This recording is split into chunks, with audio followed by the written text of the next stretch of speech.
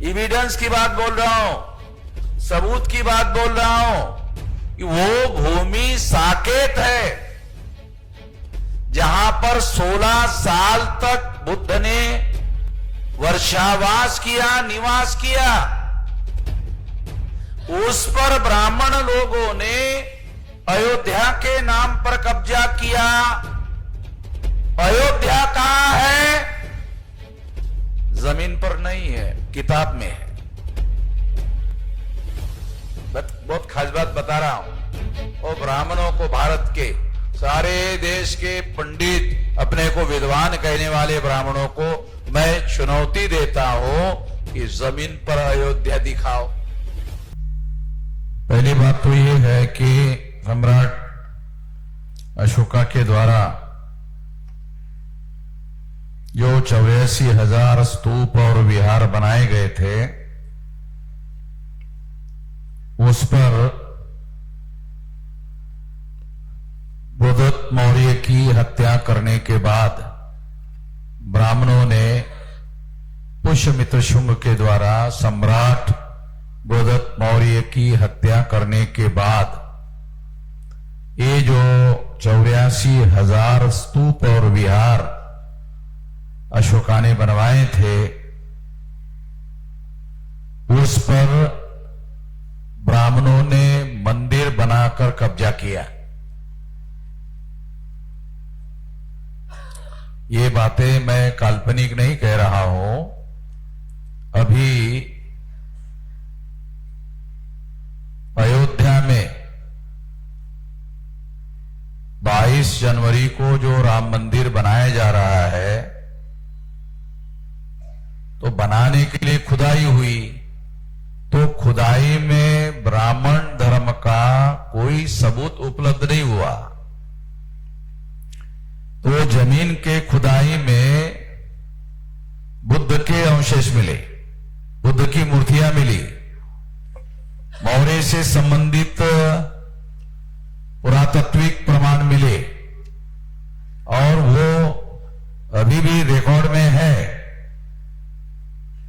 ये इस बात का सबूत है, ये बहुत मौलिक बात मैं आपको बता रहा हूं, ये इस बात का सबूत है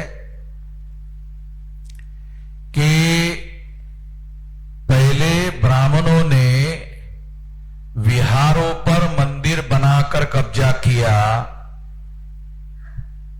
जब ब्राह्मणों का कुछ समय तक वर्चस्व रहा, ब्राह्मणों का वर्चस्व मुगलों ने समाप्त किया। तो जब मुगलों का राज आया, तो ब्राह्मणों ने मुगलों के साथ मिलकर ये जो मंदिर थे, और ब्राह्मणों को मालूम था ये मंदिर नहीं है, ये तो मूल रूप से विहार है, तो मुगलों को साथ में लेकर ब्राह्मणों ने उन विहारों को नष्ट करके मुगलों की मदद से, या उस समय के उनके अनुकूल राजाओं को मदद लेकर उन लोगों ने उस पर मंदिर बनाए थे। उन मंदिरों को, क्योंकि ब्राह्मण जानते ही थे कि ये मूल रूप से मंदिर की जगह नहीं है, तो इसलिए उन्होंने मुगलों को मदद की, ब्राह्मणों ने मदद की, और उन मंदिरों को नष्ट करने का काम किया, और वहां मुगलों के द्वारा कब्जा करवाया गया। ये बात चूंकि ब्राह्मणों को मालूम है, ये बात ब्राह्मणों को मालूम क्यों है? क्योंकि ब्राह्मणों के पुरखों ने उनको मदद की, इसलिए ब्राह्मणों को मालूम है। और मालूम होने की वजह से अब ब्राह्मण लोग, अब जैसे ही उनके लिए अनुकूल समय आया, वो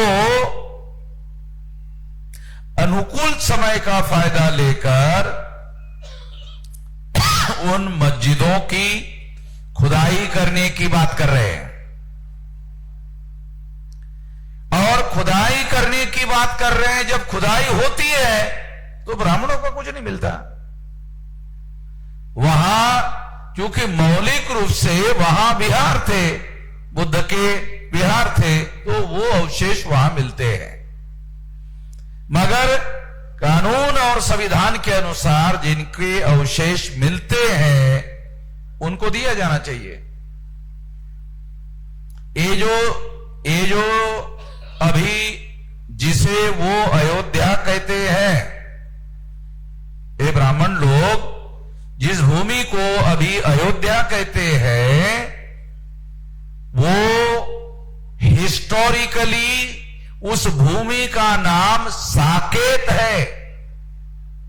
एविडेंस की बात बोल रहा हूं, सबूत की बात बोल रहा हूं कि वो भूमि साकेत है, जहां पर 16 साल तक बुद्ध ने वर्षावास किया, निवास किया।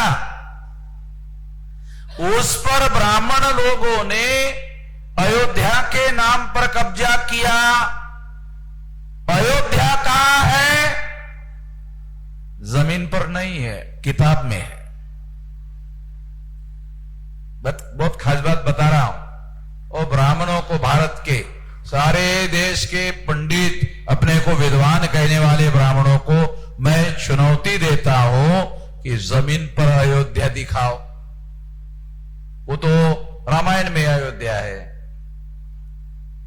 और तुम्हारे खुद धर्म ग्रंथ इस बात को स्वीकार करते हैं, और तुम्हारे पंडित अमेरिका के यूनिवर्सिटी में जाकर कहते हैं ये रामायण तो काल्पनिक है,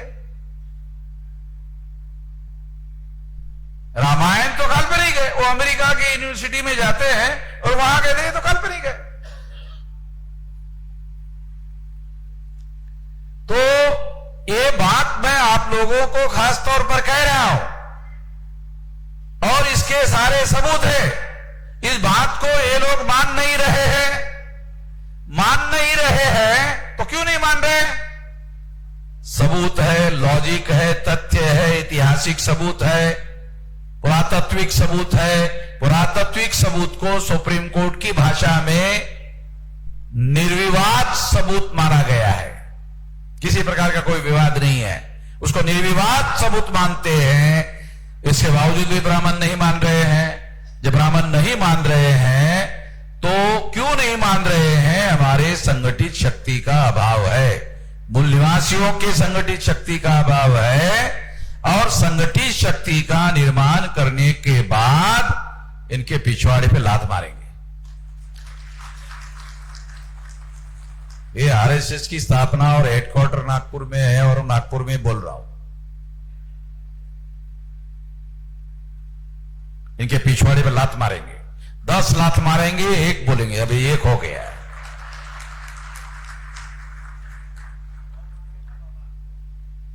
साथियों, और मैं कोई ऐसी बात नहीं कह रहा हूं, मैं कह रहा हूं सबूत हमारे मिले, दे दो। नहीं दे रहे हो, लात मारेंगे। ये मेरा कहना है। सबूत हमारे मिल रहे हैं, दे दो। नहीं दे रहे हो, लात मारेंगे। ये हमारा कहना है। ऐसे ही जबरदस्ती की बात नहीं कर रहे, कोई आधार पर बात कर रहे हैं, इसलिए ये बात मैं आप लोगों को कह रहा हूं। और अभी भी आप बोधगया में जाओ तो बोधगया में सारे देश भर में ब्राह्मण हिंदू हिंदू हिंदू हिंदू की बात करते रहते हैं। उनका दयानंद सरस्वती नाम का जो ब्राह्मण है गुजरात का, वो कहता है हिंदू तो मुसलमान की देवी गाली है। हिंदू जो है ये मुसलमान की देवी गाली है।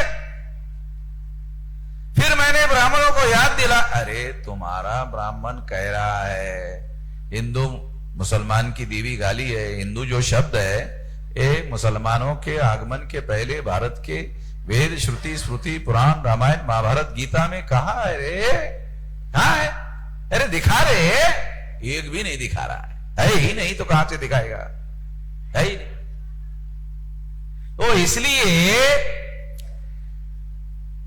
दयानंद सरस्वती जो ब्राह्मणों के बहुत बड़े नेता हो चुके हैं, उन्होंने कहा कि हिंदू ये मुसलमानों की देवी गाली है। और इसलिए वो इस बात को कहते हैं कि नहीं, इनकार करो, हमारे धर्म का नाम हिंदू नहीं है। तो जब मैंने ये वीडियो बनाकर बताया तो आरएसएस के लोगों ने अभी प्रचार शुरू किया, हमारे धर्म का नाम सनातन है। अभी प्रचार कर रहे, अभी नया वीडियो आया, हमारे धर्म का नाम हिंदू नहीं है, सनातन है। तो मैं ब्राह्मणों को बताना चाहता हूं, अबे ये सनातन भी तुम्हारा नहीं है, एस धम्मो सनातनो, ये पाली भाषा में लिखा हुआ है बुद्ध का प्रवचन। एस धम्मो सनातनो, यह धर्म सनातन है। कौन सा धर्म सनातन है? ये बुद्ध ने कहा प्रवचन में, बता रहा हूं कौन सा धर्म सनातन है।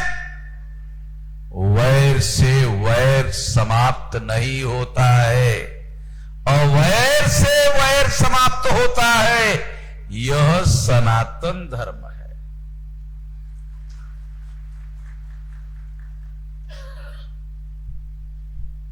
तो ब्राह्मणों का धर्म सनातन धर्म नहीं है, क्योंकि वो तो वैर पर खड़ा है।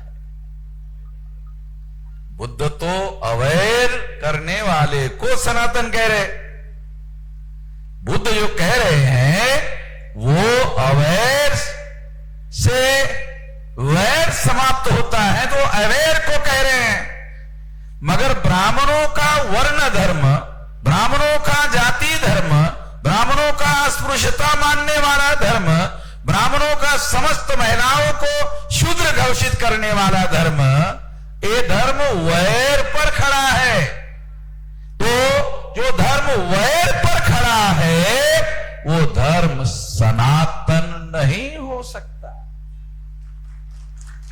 तो ब्राह्मणों के धर्म का नाम हिंदू भी नहीं है, ब्राह्मणों के धर्म का नाम सनातन भी नहीं है, ब्राह्मणों के धर्म का नाम ब्राह्मण धर्म है। क्योंकि वहां बौद्ध गया में जब समिति बनाई गई तो SC ST OBC क्षत्रिय और वैश्य तमाम लोगों को वो हिंदू कहते हैं, तमाम लोगों को हिंदू कहते हैं, ब्राह्मण। मगर कमेटी में SC ST OBC क्षत्रिय वैश्य को जाने के लिए अलाउ नहीं करते। नहीं, वहां ब्राह्मण ही होना चाहिए। देखो बहुत खास बात बता रहा हूं, बराबर है विलास? जो वो बोध गया में जो कमेटी बनती है उसमें उन्होंने हिंदू शब्द का उल्लेख नहीं किया है। ब्राह्मणों ने, ध्यान रखो, बहुत खास बात, रिकॉर्डेड एविडेंस बोल रहा हूं। जो कमेटी वो बनाते हैं, मैडम आप सुप्रीम कोर्ट में वकालत करती है ना, मैं वकील नहीं हूं, वकीली बात बता रहा हूं, सबूत बता रहा हूं आपको। तो वहां जो ब्राह्मण हमें हिंदू कहते हैं तो फिर कमेटी में हिंदू होना चाहिए ना, जो भी हो, कोई भी हो। बोलते नहीं, ब्राह्मण क्या बोलता है? नहीं, हिंदू नहीं होना चाहिए, ब्राह्मण ही होना चाहिए। एविडेंस बता रहा हो, ब्राह्मण धर्म और हिंदू अलग बात है, एक नहीं है। इससे हम लोगों को सावधान रहने की जरूरत है, समझने की जरूरत है। इसलिए मैं ये बात आप लोगों को खास तौर पर समझा रहा हूं, और ये हम लोगों को समझना बहुत जरूरी है, ये जानना बहुत जरूरी है। जब फसाद होते हैं भारत में तो ब्राह्मण लोग और ब्राह्मणों के पत्रकार मीडिया में हिंदू मुसलमान का प्रोपेगेंडा करते हैं, मगर जब फसाद होता है तो फसाद में कोई ब्राह्मण लड़ने के लिए मैदान में नहीं होता है। फसाद जब होता है तो उसमें कोई ब्राह्मण नहीं होता है। अगर फसाद में कोई ब्राह्मण नहीं होता है तो ब्राह्मण जो है हमारे लोगों को मुसलमानों से लड़ाता है, भिड़ाता है और फसाद करवाता है। और फसाद करवाने के बाद कहता है ये मुसलमान है इसलिए तुम हिंदू हो, ये मुसलमान है इसलिए तुम हिंदू हो। ब्राह्मण किसी SC ST OBC क्षत्रिय या वैश्य को जाकर ये नहीं कहता कि हिंदू धर्म के ये फला फला सिद्धांत है और इसीलिए ये श्रेष्ठ है। कोई ब्राह्मण कभी प्रचार नहीं करता। ब्राह्मण धर्म में इसे शत्रु घोषित किया गया है। समता, स्वतंत्रता, बंधुता और न्याय पर आधारित समाज और राष्ट्र का निर्माण करना, बुद्ध ने इस सिद्धांत को प्रोपोगेट किया।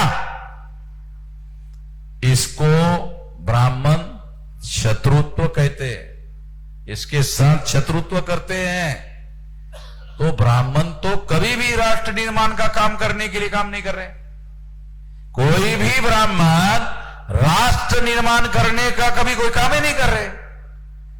भारत के संविधान में पहले पन्ने पर preamble of the constitution is the objective of constitution में समता, स्वतंत्रता, बंधुता और न्याय पर आधारित समाज और राष्ट्र का निर्माण करने का लक्ष्य निर्धारित किया गया है। इस पर राष्ट्र का निर्माण करना चाहिए ऐसा संविधान कहता है। ब्राह्मण क्या कहते हैं? नहीं, हिंदुत्व पर राष्ट्र का निर्माण करना है। हिंदुत्व क्या है? ब्राह्मणत्व है।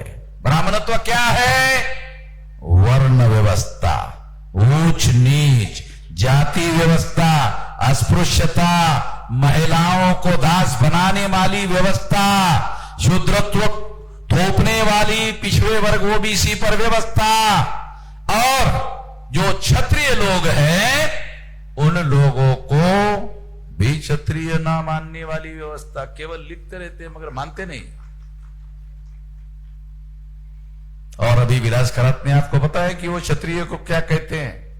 मैं यहां बोलने के लिए भी मुझे अच्छा नहीं लगता।